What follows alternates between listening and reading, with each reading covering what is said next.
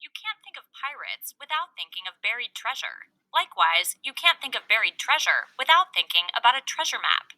Why would someone make a treasure map? So they could find the treasure at a later time, of course. Just like treasure maps help you find where the treasure is located, poetry is also organized to help readers find information in a poem.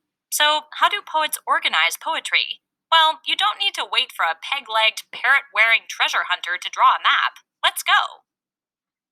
Have you ever been to see a movie at the movie theater? If you have, you know how important it is to find the best place to sit in the rows of seats in front of the screen. In poetry, a line is kind of like a row of seats in a movie theater. Lines are the text that takes up one line or row in a poem.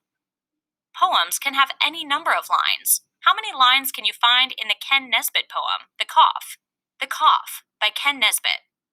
There was a man who coughed a cough so strong his head fell off. His head fell off, it hit the ground, and rolled around, and rolled around, and rolled away, away into a field of hay that caused a wheeze that turned into a sneeze he sneezed from dusk till dawn. At dawn, he sneezed his head back on. If you said 10 lines, then you're right. Each row of text is a line, and there are 10 rows of text. Lines are important in poetry because some types of poems depend on the number of lines in them. For instance, haikus and lanterns both have only 3 lines. Limericks and cinquains are examples of poems with exactly 5 lines. Sonnets, however, contain 14 lines of poetry. Poems would not be poems without lines. What's your favorite book? Is it about space aliens or secret agent chickens? Whatever your favorite book is about, it most likely has paragraphs. These paragraphs group sentences about the same topic together to help you understand the story. If you're reading about stealthy chicken agents, then you'll probably find a paragraph about them hatching a plan to get the bad guy. In poetry, stanzas are just like paragraphs in a story. Stanzas are lines that are grouped together and set apart from other lines and usually describe the same topic. There can be any number of stanzas in a poem. Look at the poem titled The Crocodile by Lewis Carroll. How many stanzas are in this poem? The Crocodile by Lewis Carroll. How doth the little crocodile improve his shining tail and pour the waters of the Nile on every golden scale? How cheerfully he seems to grin, how neatly spreads his claws, and welcomes little fishes in with gently smiling jaws. If you said 2, then you're right. You can tell that there are 2 stanzas because the first 4 lines are listed together, followed by some space, before the second set of 4 lines is listed.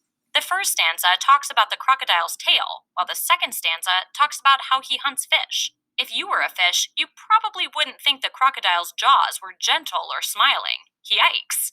Stanzas can have any number of lines. However, many poets divide their poems into the following types of stanzas.